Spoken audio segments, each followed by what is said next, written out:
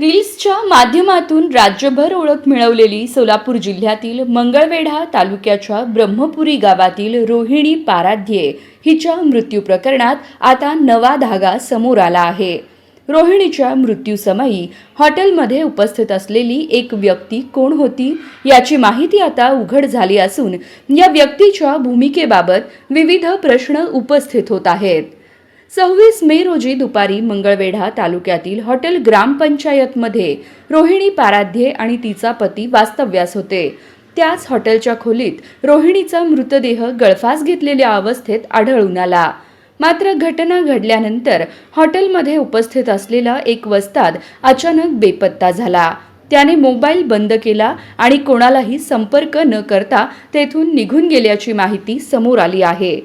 Police तपासात हा वस्ताद कर्नाटकातील असल्याचं निष्पन्न झालं आहे।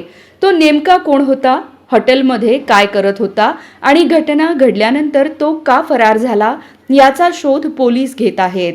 दरम्यान रोहिणीच्या कुटुंबियांनी या प्रकरणात सखोल चौकशी करून सत्य बाहेर आणण्याची मागणी केली असून या रहस्यमय व्यक्तीची भूमिका तपासात महत्त्वाची ठरण्याची शक्यता व्यक्त केली जात आहे।